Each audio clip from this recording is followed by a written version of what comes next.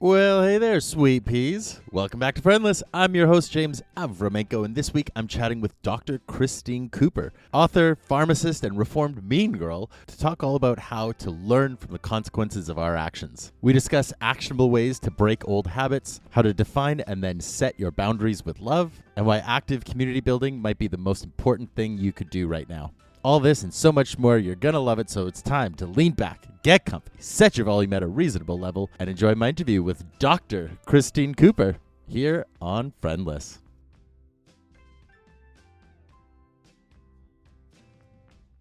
To really kind of get us rolling, I want to open with a very plain and seemingly simple question, but who the hell are you? Well, I am me, and I am a lot of fun, I think. But I might be a little biased.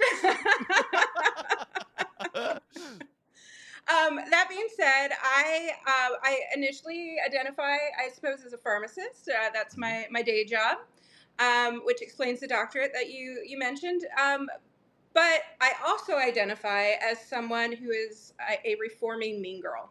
I was actually not perhaps, I was not the nicest person earlier in my life. And I actually moved around so much that I didn't learn the consequences of my actions until a little bit later in life. I was in college by the time I stayed still long enough for me to learn what happens when you don't treat people as well as they need to be treated. Yeah. So there were some bumps along the way, and I have learned a lot from those. And now I share my experiences and what I have learned to hopefully help others. I love that so much. And you've written a book, Finding Value, that kind of explores some of these topics, and I wanna kind of dig into that a little bit without, I don't want to give away all your secrets. Obviously, I want the listeners to buy the book, but I think that's going to very much be kind of a central point. And I guess to begin with, I'd like to hear about um the sort of formation of the book, like what I feel like you're starting to tap into it, but I'm curious about what was the sort of prompting event for you to decide to write this resource. So in going through these experiences in life, obviously you get to have some great stories to share when someone comes to you for advice.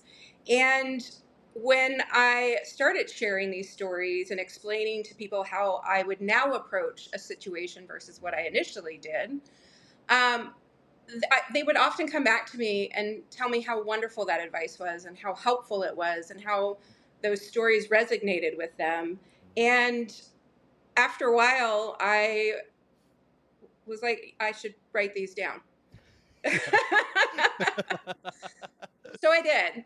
And I had always wanted to write a book, but I didn't know exactly what it was going to be on until I realized how valuable these stories have been to others. So, Hmm. yeah. Hmm. And circling back to this idea of the reformed mean girl, the sort of for the word it triggers in my mind is the idea of like the bully, right? Mhm. And I've been really ruminating on this a lot recently. Is this idea of everyone? I think I should caveat that. I try to be really careful around my black and white speaking, but a lot of people, myself included, um, will often find themselves as the hero of the story, right? Mhm. Because we'll know our internal logic, so we know why we're doing something, and we don't always um, track what potential impact that may have from others because they don't read our minds. Right. And I wonder, how much of an impact did you find something like that, to sort of double back to this idea of like your childhood and these kinds of things, because I think that sort of bully behavior starts young, It does. and I'm curious, did you find yourself when you were kind of yeah, in that phase, did you find yourself like justified within that? Oh yeah, absolutely. Yeah. Because as you just said, we are all the heroes in our own stories. Yeah. And I agree with that statement. It's a cliche for a reason. And, and yes, internally we can always find some sort of justification Mhm. as to why we did the things that we did. um, and within ourselves, we will find, like, the self reflection happens, but it doesn't necessarily take a look at how our actions impacted others to a Mm, full extent. mhm, We see that surface value versus what happened after. What How did it impact them? What is mhm, that next piece? And of course, empathy is where that comes in, and being able to take it those next steps. But um, I the phrase that comes to mind is the one that gets used at work quite a bit. What's that unintended consequence? yes, And it applies at work, but it applies at home too. yes. Yes, I just did this thing that's great for me, but the unintended consequence is maybe somebody loses out on an opportunity for them to have something great in their life because Mhm, I took it. mhm. Um, and, we can justify that in our minds, and sometimes it is okay. Yep. Other times it's not. And that's such an interesting balance too, isn't it? Of because it's funny that's where you ended up, because that's where my brain started going, of like, there are moments where it is good to stand for yourself, and it is Hmm. good to grow yourself, and yet at the same time there is a delicate balance. I don't believe in its natural state, people are I don't believe we live in a zero sum game. It doesn't always have to be if I gain you lose. Correct. But the system that we have been forced to play within operates as if that's the case, right? Very much so. And I'm so happy you brought that up, because often, if we sit and think through a situation, give ourselves just a little bit more time, Mhm. we can typically find something that works well for both people. Yes. Yeah. Um, um, I already know we're gonna be able to just like spiderweb this conversation in a million directions. So, so that's really exciting. Um, but I want to keep sticking with this for a little bit. I want to talk a little bit more about the idea of sort of the childhood behavior and how Hmm. that ends up continuing to be really ingrained in how we show up. Um, uh, this is going to sound like a little bit of an offshoot, but I swear it's related, and it's this idea of what we end up kind of taking for granted because we get shown once or twice when we're a kid, and then where it's never really talked about. And I was thinking about how, if you want to start one of the most vitriolic online debates, ask people which way the toilet roll should be put on the thing, right? It That rolls will from the top. Thank you. I mean, obviously, right? But the amount of like venom that will come out of people for these like seemingly arbitrary little things, right? Hmm. And it's because we talk about it as children, and then that's just becomes our truth, and then it never, or like if you want to get a little more gross with it, it's like, do you stand or do you lean over to wipe? It's like something little, like something that's so intimate and so personal and quiet, but that we're only shown when we're little, and then that becomes ingrained in us, right? Hmm. And I'm curious, in your experience, building off those ideas, you know where do you think you learned those sort of tropes of control and of kind of like diminishing, So I I like to preface this part of my story by saying I have two of the kindest, most wonderful parents. Yeah. So please don't blame them. They This was are not a this was fantastic. yes this was not like a it's got to be the parents gotcha moment, right? Right? It's Yeah. not. But when you look on TV, the Yes. people who are popular, the people who are successful, they're the ones with like those snippy comments and the Hmm. comebacks that you're just like, ooh, look at that. Hmm. And I learned pretty quick when I moved schools, which I moved every 2 years, that if you make people laugh, they want to be your friends. Hmm. And the easiest way to make people laugh is to single somebody out and tear them down. Yeah. Yeah. And it's when that becomes part of who you are and how you become accepted in your community, it's difficult to realize that's not normal. Hmm. Well, and especially when kids are just hyenas, you Right. know? Yeah. Like, they're kids terrify me, you know? Like, but it does, that leads me into this idea of sort of the other piece that you touched on, and I'd like to hear about your expansion on, is this idea of the accountability piece, because we see it, and I do find kids are really intuitive and Mhm. they see what happens, but they don't always have the language for it, right? And so they may not they may understand it, but they don't necessarily know how to verbalize. And I Mhm. do find, I know as a kid I was on both sides of the bully coin. I know there was times I was, I got, got beat up, I got chased around, I got called every name you can think of. And then there were also moments where I was part of the bullying crowd. I very much, I that story of make people laugh, that is very, very familiar for me, right? um and I know for myself, looking back, I knew I could see the reactions, and I didn't know what to do with that. And it wasn't until years later that that idea of the empathy and the idea of accountability came into play. But by then, it's sort of, for me at least, it felt too late. And I guess I'm curious for you, what was your, what was, you mentioned the idea of in university or in Mhm. college, Mhm. what was that like? Like, what was that kind of triggering event for you there? It's a pretty blunt event. My my then best friend and I were chatting, and we were of course gossiping because that was kind of our mo. We like to do that, and we were talking about our friends, and she mentioned one of our other friends, and she said, she's really nice. She's probably the nicest of us. And I said, well, I think I'm nice. And I get this look, and oh, actually, the reason I like you is because you're not. And Right. wait. Yeah. Yeah. And that even being framed as a compliment in and of itself is an eye Hmm. opener too, right? Hmm. So I I wanted to be seen as somebody who is good and kind and nice. And it was that moment to help me understand that I was not presenting in that fashion. Mm-hmm.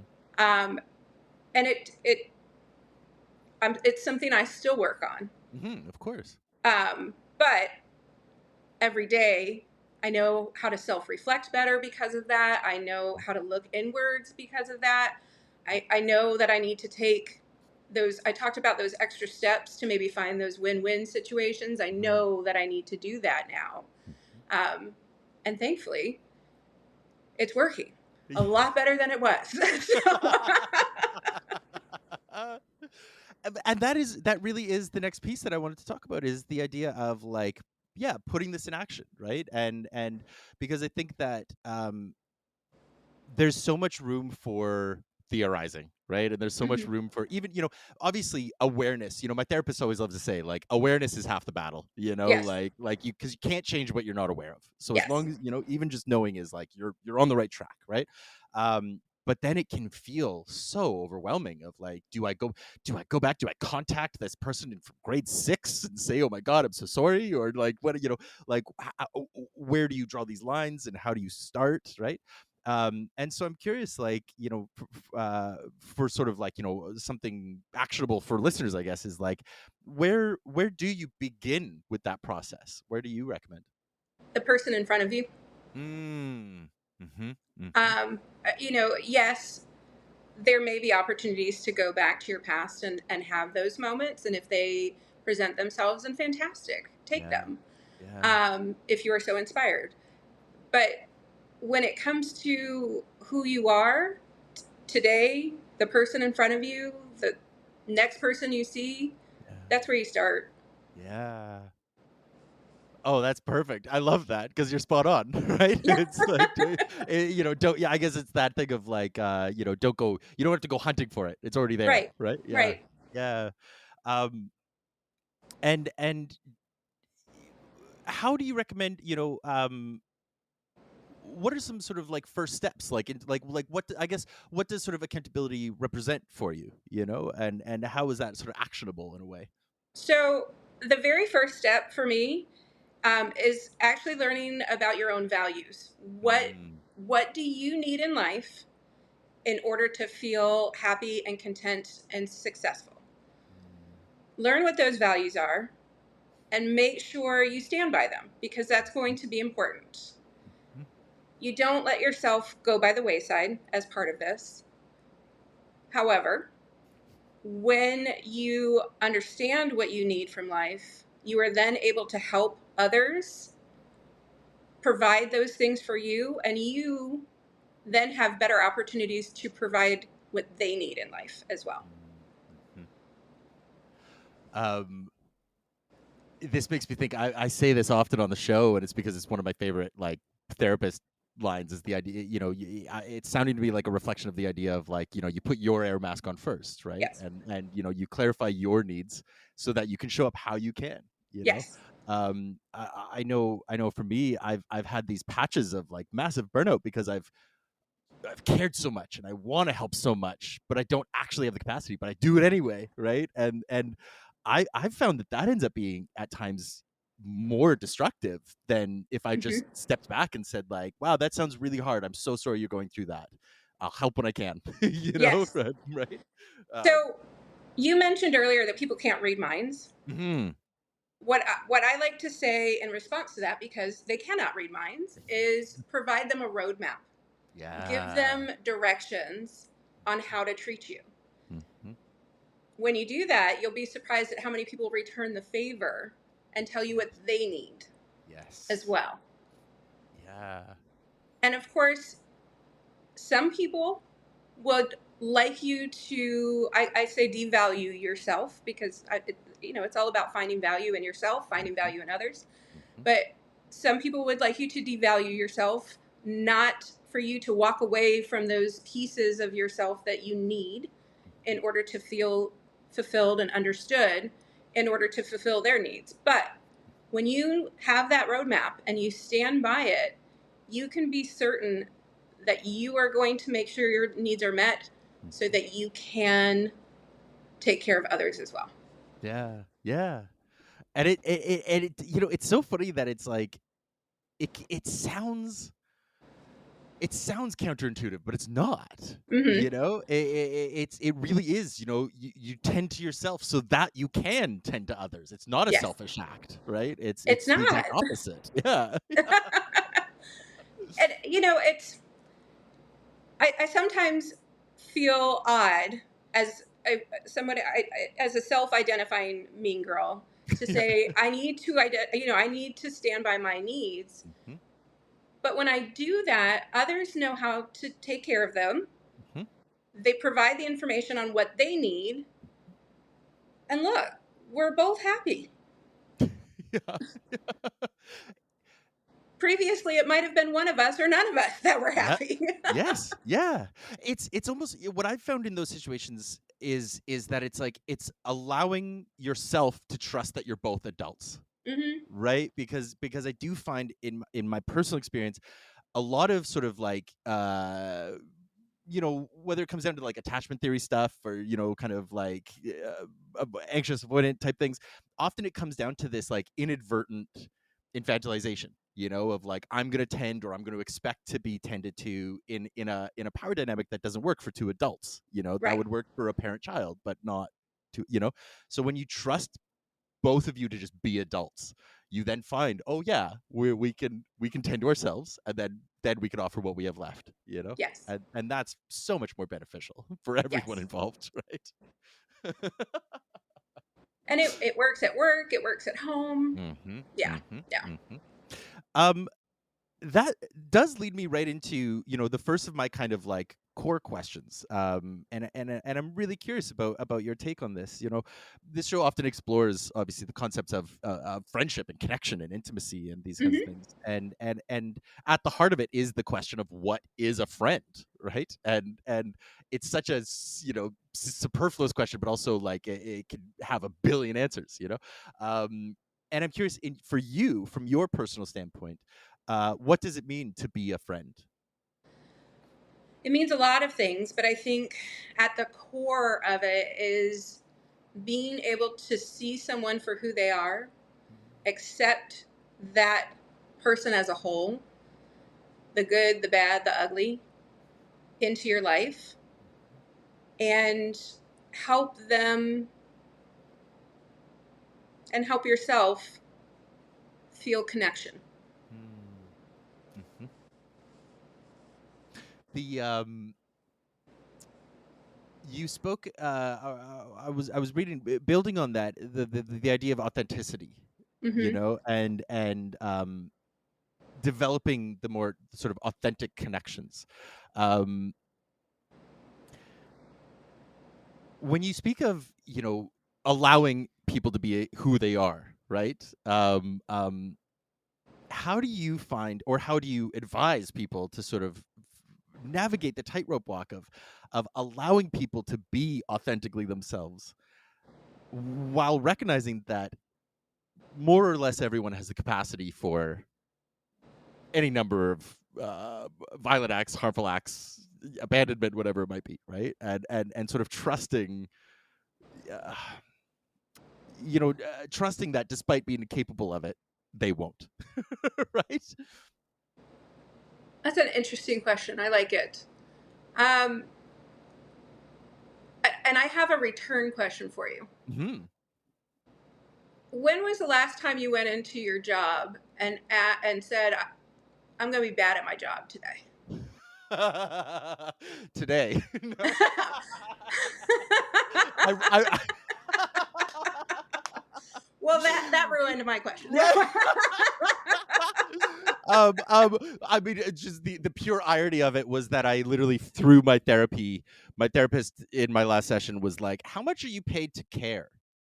And I was like, Ah, well, none. I just do. And he's like, exactly. So stop it. Right?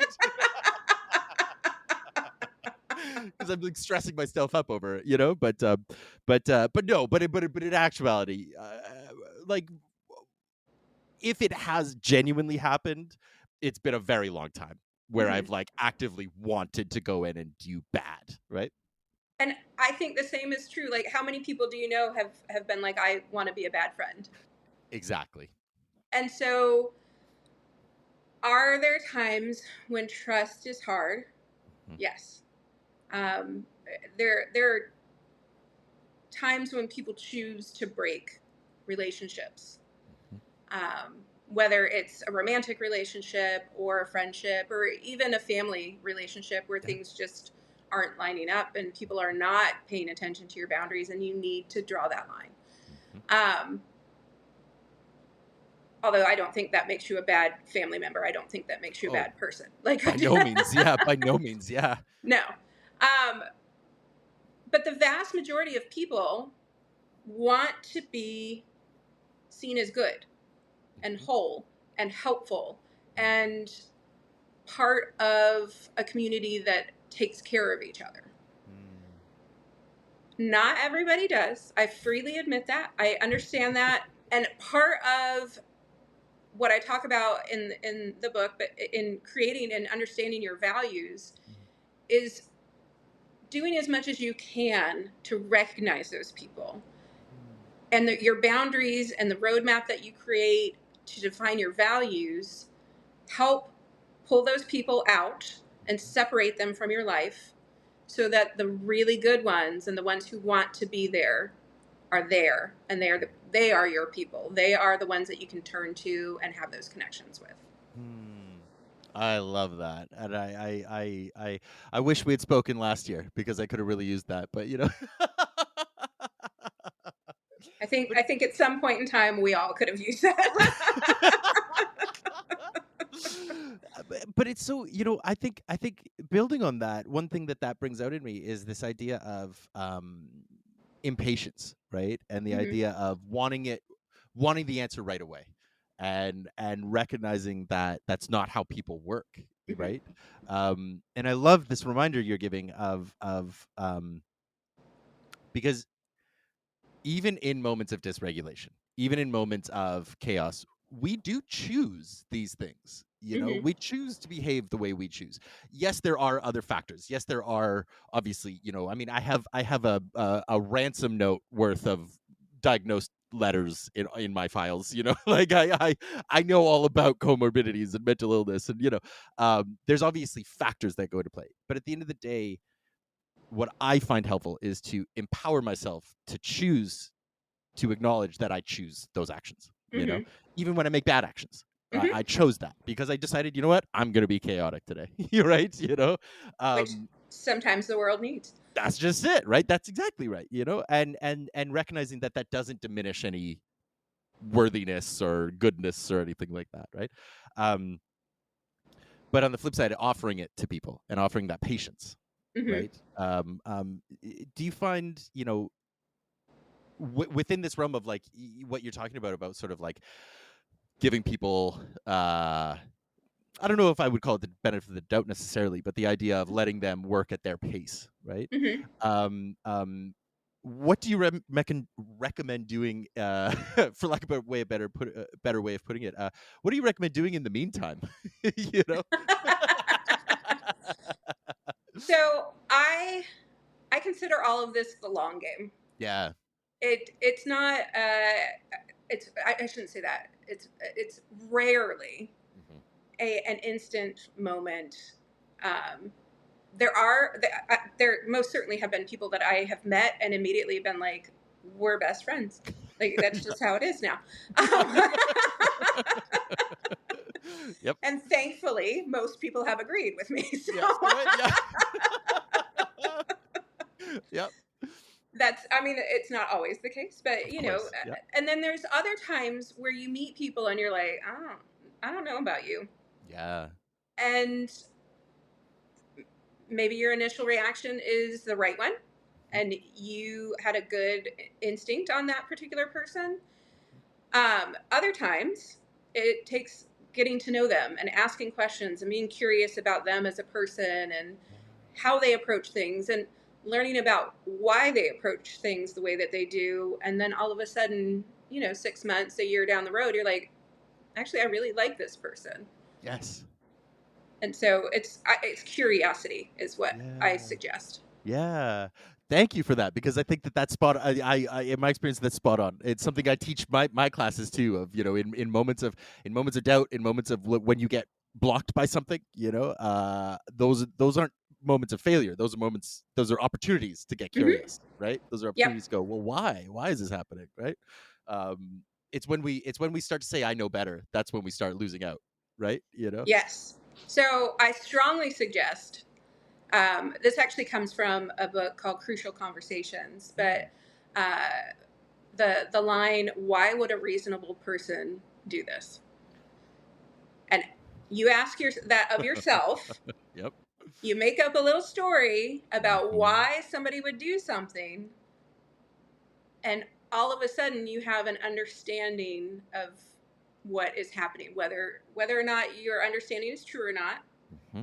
It helps you get to a place where you can be curious and ask those Mm. questions and be patient and allow the story to truly unfold. Mm. It's so funny because that thought, I immediately see it as a two-sided coin of like it can be used so beautifully and then it can be used so destructively if you make a jump decision of like, well, this is why they did that and this is why they did that and it must be, and suddenly you've got this whole narrative of why they're a monster, right? Well, and that's why I like the word reasonable. Why would Yes. a reasonable person do this? That's a very, very good qualifier there. Yeah. And you have to, in your mind, Mhm. and I'm among this, so when I say you have to, I include myself. You have to allow them to be reasonable in your mind, even if you don't think that Yes. they are. Yep. Yes. Yeah. Well, isn't that the case too? Isn't it so easy when we get into conflict to start seeing them as irrational, right? Hmm. I know for myself, in my moments of most like dysregulated, I'm convinced I'm totally rational, and I'm totally, I know exactly what I'm talking about, and it's them who's nuts, and then you look back and you're like, James, what the fuck were you talking about? you know? When you do that self reflection and you go, oh, I really could have handled this better. Yeah. Right? Yeah. Yeah. Those are hard moments. Those are hard, right? But Yes.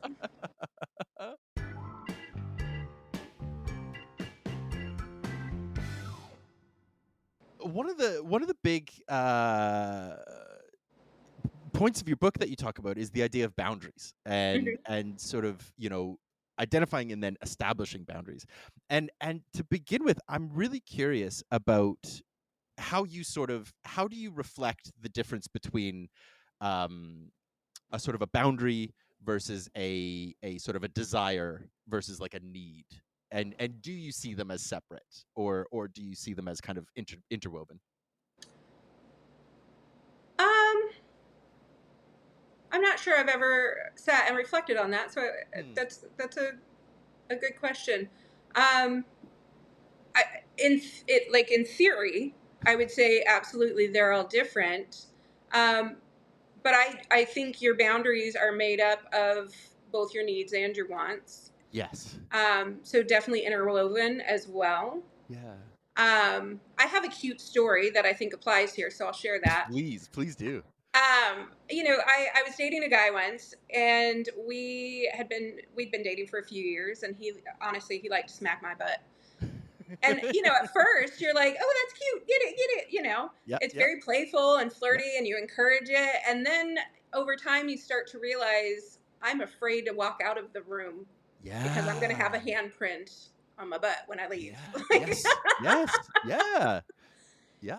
And you start to set those boundaries, and he was like, I don't understand. This hasn't been a problem. Why is it a problem now? And, it became a need to not feel fearful in my Yeah. own home. Yeah. And he was just being playful. He wasn't trying to be mean. He wasn't Of course. trying to do things that made me fearful. Mhm, But that's what it had transitioned to. And mhm, so it took a little time to get him to understand mhm. how that transition came to be about and Mm. why it was there.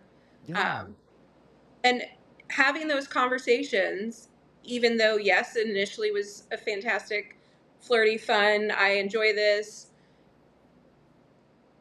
and now it's not, having that conversation, we had to have it a couple times to be honest, but Yep. we got there and our relationship was so much better as a result. Yes. Yeah. Well, and you bring up, oh my God, there's so many points in that that I think are fantastic. And thank you for sharing that. I really do Mhm. appreciate it because it really, it speaks to the idea that, from a lot of frames, you can look at the idea of, body consent. You can look at the idea of how things aren't. You don't just make one choice and that's the choice for the rest of your life, right? Right. You're allowed to morph and change, and things are allowed to change, and your desires and your needs are allowed to change, right? And I think a lot of people, myself very much included in this, have trapped themselves in situations because, well, I said it was okay a year ago, so it's got to still be okay because, wow, I don't want conflict or whatever it might be, right? But that ends up, to me, those are the moments where, this is tricky to say because I'm not trying to be like victim blaming in any capacity, but it's like, Right. to me, those are those little flash moments where it's like you're now participating in the situation you don't want to be in, you know, because of your reluctance to stand up for yourself, right? Right. Um, and those are really tricky. Those are really tricky to navigate, and it's scary, right? But also, And you God, may dealing with straight men is a nightmare. But yes, I have stories of that as well. But yeah,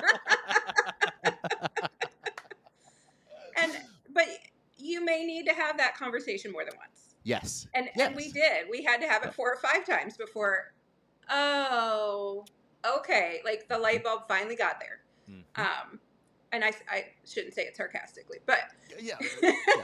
But it does. But I think it's really important to recognize that one conversation isn't going to solve anybody's Mhm. behaviors at all, and I think it's really important to, thank you for the reminder of that, that it's like, it's not, well, we talked about this one time, how dare you not be different now, right? That's just not how people work. You've No one has ever had one conversation about any behavior and that's stuck forevermore, right? And it's So solved yeah. magically. Right, Yes. right, yeah. you know? So I think being prepared for that kind of thing is important, right? Well, and in part of having your boundaries is determining how many of those conversations do you feel are important. Are you making any Mm-hmm. progress within those conversations? Is there movement forward? Is there some sort of understanding happening? Or are they, I'm going to say willfully because you've talked to them about it, are you being willfully ignored? Yes. So that was going to lead me into the, so we're starting with the sort of the concept, idea of kind of, we're really only at like defining boundaries at this point. But you've begun to decide what your boundaries are. Um, and I'm really curious about, I guess, bridging into the idea of like, yeah, effectively establishing them, like, Mm-hmm. is it, you know, do you recommend sort of like you start by sort of planting them with yourself, or do you plant them, communicating with others, or what do you recommend kind of moving out from there? So I highly recommend being proactive about Mm, them. It's much easier, so much easier to establish boundaries at the beginning of a relationship yeah. than it is once you have started to establish a relationship. Hmm. So the more you can do of that, the better. Um, and once you have defined what your boundaries are, then you just stand by them. Hmm. You don't have to be mean about it. You just say, "This is what I need," and Yeah. that's you just stand through it. You can be stubborn on that. Like I'm okay with being stubborn on certain things. That's one of them. Yeah. I mean, that again, that's another case of healthy ego to me, right? Yes, Where it's like, yes, that's protective. It's good. Yeah. yes. Now, in an established relationship, you're going to have those conversations, and you're Hmm. going to have to make sure things are progressing Hmm. and that people are actually improving in their behaviors and attitudes. Um, and at some point in time, if they are not, then you have to determine when it's time to cut them out. Hmm. That leads into another piece. So you talk often about, the idea of like verbal versus nonverbal cues, Mhm. and that also leads into the idea of basically handling disagreement in Yep. a healthy manner. And I know those are kind of separate concepts, but I'd like to sort of start kind of dogpiling them on top of each other because I do feel like they interlace with each other. But I want to start with the idea of, um, you know, so I'm I always call it spectral, but that's so inappropriate. I'm neurodivergent. and so nonverbal cues are tough for me, I'll be Mhm. honest, and I sometimes worry that my fascination with nonverbal cues is almost overly sterile because I'm like, I overanalyze them because I'm so hyper aware of them because I'm not trusting myself to read them, right? And I'm curious about how you recommend kind of implementing, like, how do you gauge nonverbal communication versus the verbal?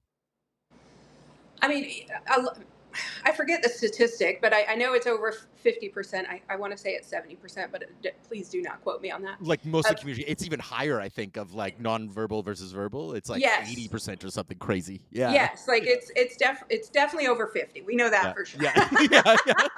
It's why I'm so anxious all the time, right? Fair. Right? Um, and so it's watching people's eyes, Mhm, and I always hesitate to say eye contact because mhm. different cultures have different views on eye contact. Yep. And so I do recommend in my book a certain level of eye contact so it's not Mhm, too intense, mhm, but still paying attention and still providing a certain level of awareness of what's going on. mhm, Um, and when I say that, it's like looking into somebody's eyes for about 8 seconds mhm. and then doing a quick glance away and coming back, and then it just shows active listening. Yeah, yeah. um, a, a lot of what we're doing, we're both doing head nods. Yep. We like the conversation, we're agreeing with the person. I mean, these are the easy things to Of see, but course. Yep. let's say somebody doesn't particularly want to be around you. You can Mhm, see their shoulders turn away from you, their feet mhm, turn away from you, or mhm, maybe they have a piece of paper that they put in between you and them because they want mm, some sort of space. mhm. So those are kind of some of the things that you can look at and watch. Um, you can often hear in a voice, like the tone of voice, which technically is a verbal communication, but kind of falls in that in between. Okay, I'm ready for this conversation to be over. I need to go do something else. I like you. Yeah, It shows up. sure. Yeah, yeah. Yeah. I'm really curious about, something that a direction that puts my mind is this idea of like, we are uh programmed to understand so much Hmm. nonverbal communication and physical communication, and yet also at the same time, I do find um, a lot of, especially I find North American culture, Canadian culture for sure, um, is so ingrained with basically passive aggressive behavior, right? And so what we're saying is often so opposite from what we're actually thinking versus what we're actually projecting. There's like layers of communication that get muddled with each other, Hmm. and I think that's a piece of what makes me sometimes distrust nonverbal cues, because it's like I don't even know sometimes if the person knows what they're doing, and I'm curious how you sort of unpack those layers of like the sort of, what would you call that, the sort of like physiological or instinctual measures that we have versus the sort of like social norms or culturally ingrained triggers that we kind of pile on top of them. It does vary culture Mm, to culture. The story I share in the book is actually about I was visiting some friends in Switzerland, mm. and I speak a little bit of French, but it's basically to make sure I'm well fed, and that's about it. Right. And so I don't understand full conversations by Mhm, far. mhm, We were in rural Switzerland, and two of my friends that I was with, one was a French national and the other was Swiss national. So they speak fluent French, mhm, and mhm. we were at one of their friends' houses, and there were these two older gentlemen hanging out and having a conversation, and I kind of guessed from their body language that they were talking about politics. That you Okay. know how your shoulders get tense and you're Yep. like, I'm right, this is my way. Yeah. And they were having those opposing opinions. And um, one of my friends, I later asked him, I said, so were they talking politics? He's like, yes, as old men do.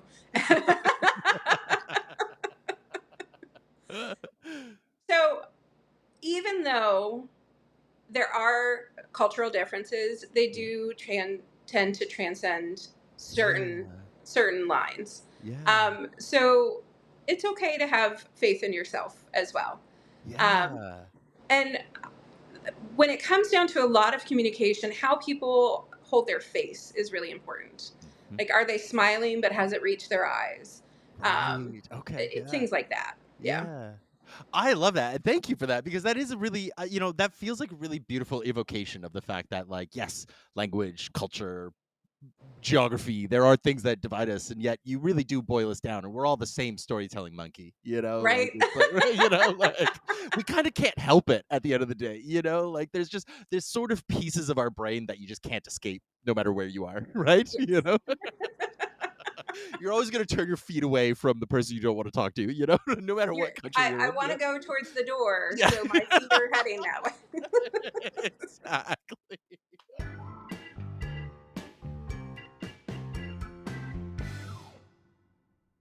That really does lead me into this question of community, and it's this idea of, to me, the way I've started seeing it is like, the friendship is the one-on-one, and then the community is like the network of those one-on-ones.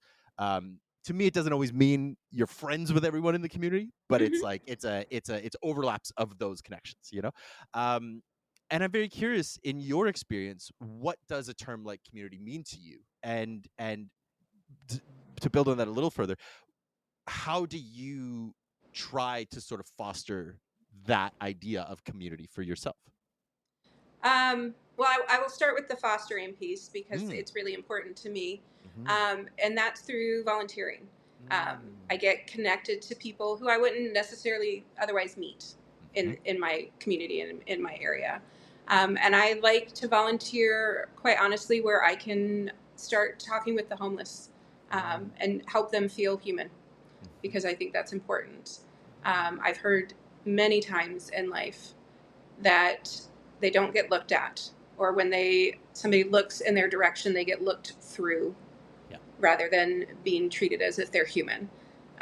And so if I can take an afternoon or a couple hours and help them feel like they are important, that helps me feel better about myself. Yeah. And I know that I've helped their day as well. Yes. Yeah. And as part of that, I am improving my community. I am helping people feel important and involved and connected, and that others care about them. And I think that's important for everyone. Mhm.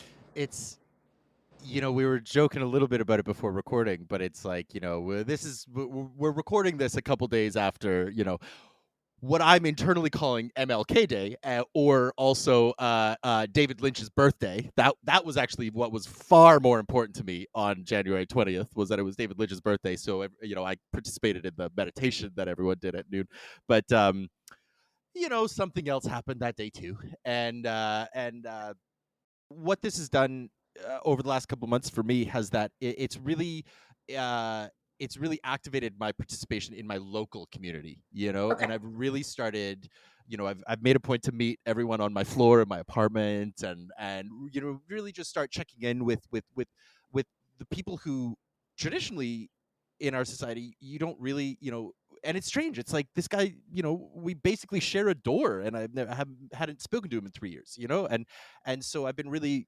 working on that baseline community building, Hmm. and I'm curious, it's sounding to me like you are doing this in a way, but I'm curious what other kind of elements like that are you trying to kind of foster within your community, if anything. And that's not a challenge. That's not trying to be. We're not trying No. to do like participation Olympics here, right?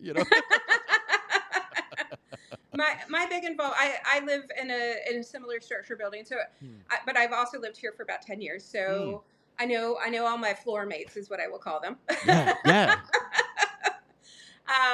Taking the dog out for a walk and making sure I talk to people is really doing that daily. First off, for my health, for hmm, my dog's health, but also getting to meet people and have those conversations.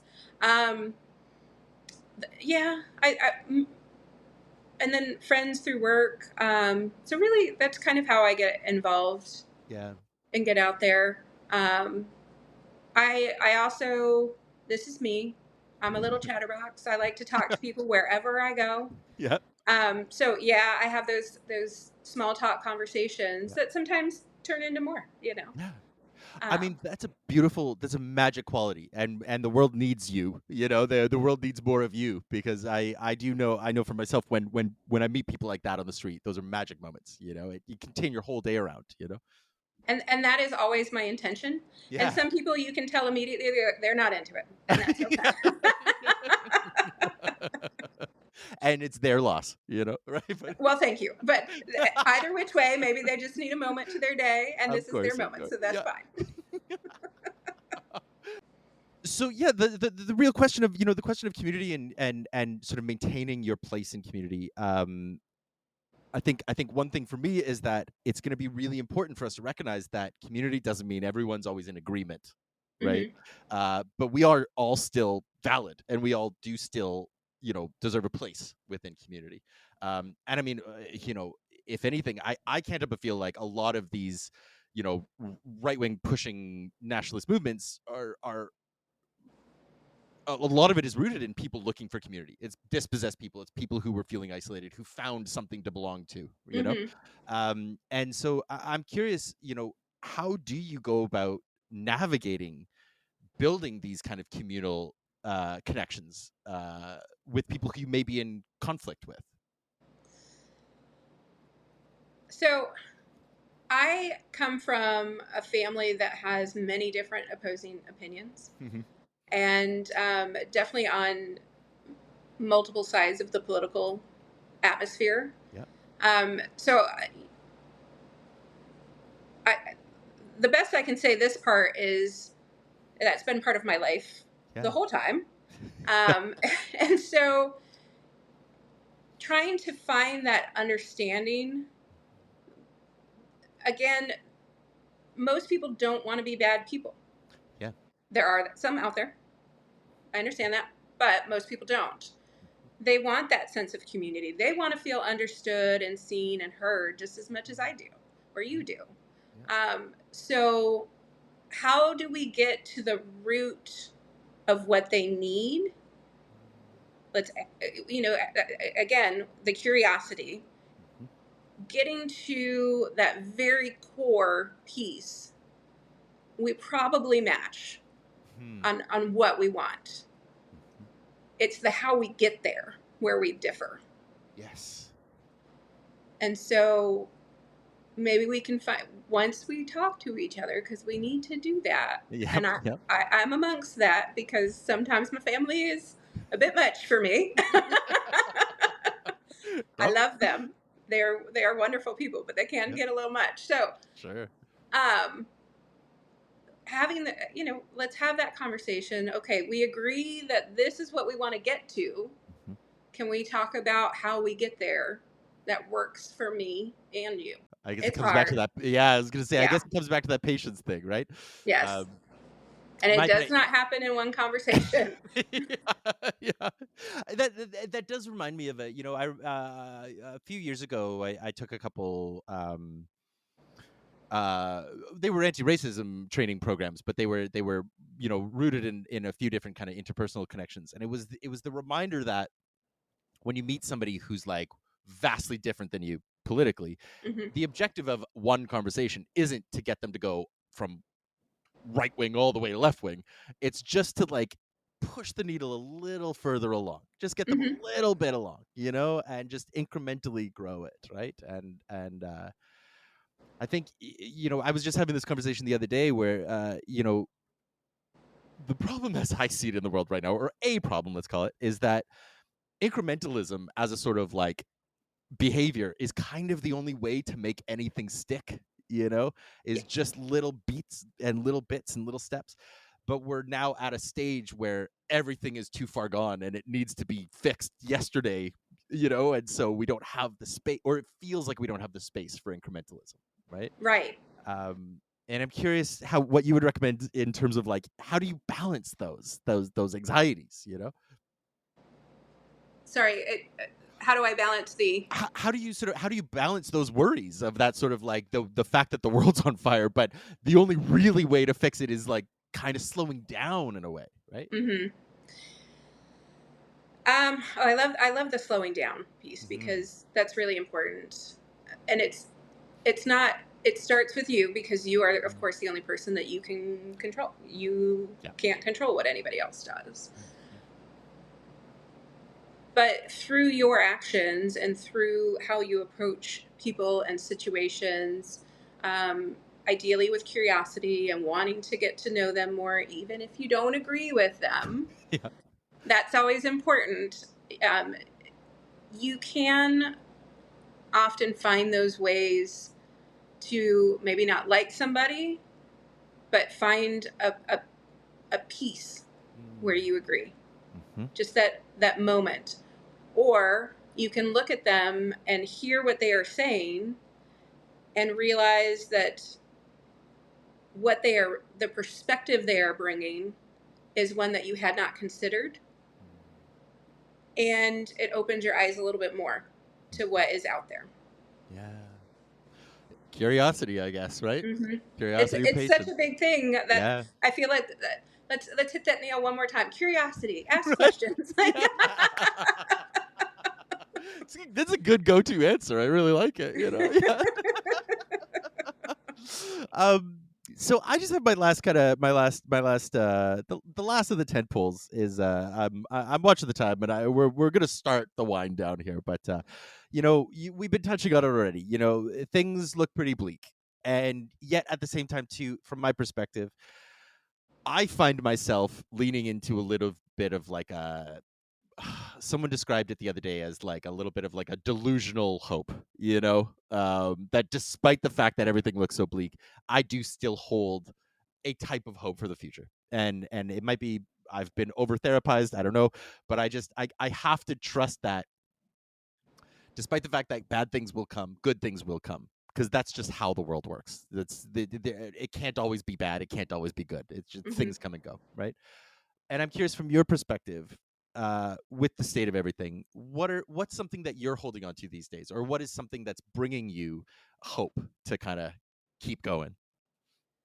A few different things. To pull out a cliche, I have made it through every bad day so far in life, Yes. so I have a high success rate to make it through the next one. Yep. Yep. I will start there. I love that. Yep. The other thing is, I initially identified myself as a pharmacist, Hmm. and um, I fully recognize that the healthcare system in the United States needs a lot of work. And I know how good I am at my job. And I Mm. know that I put in that work every single day. I know the people that I work with put in that work every single day. We want to take care of our patients. So the hope that I have is all around me, and I Mm. see it. Mm. I love that. It's isn't it so nice when you have a team around you that you're like, "Yep, we can Yeah. do this," right? Yeah. Yeah.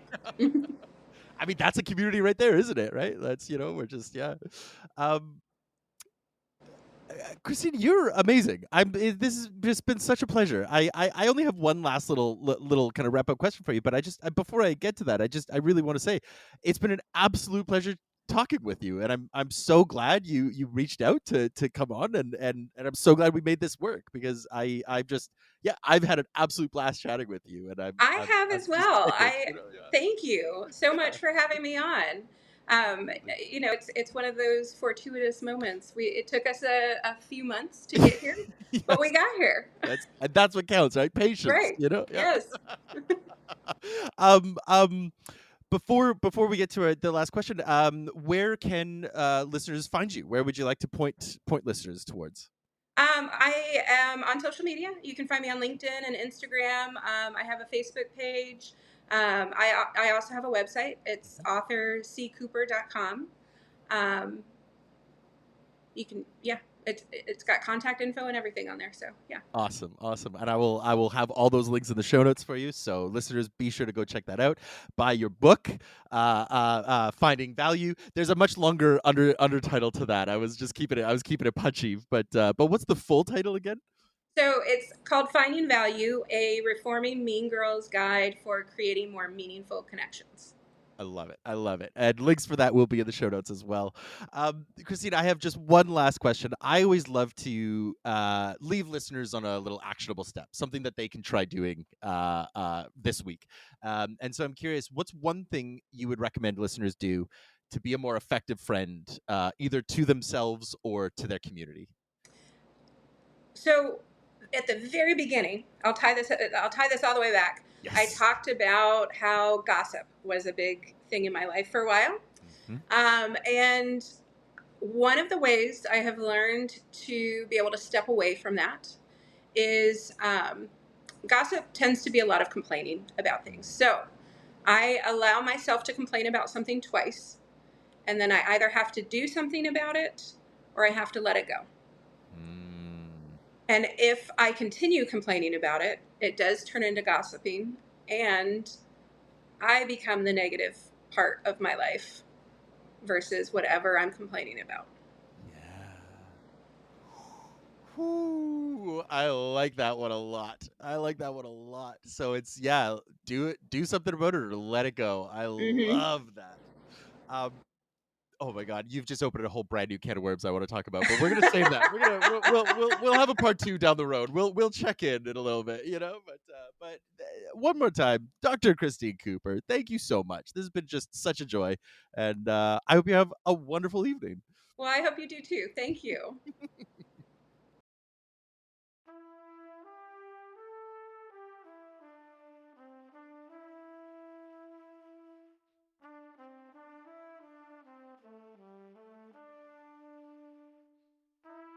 And that's it.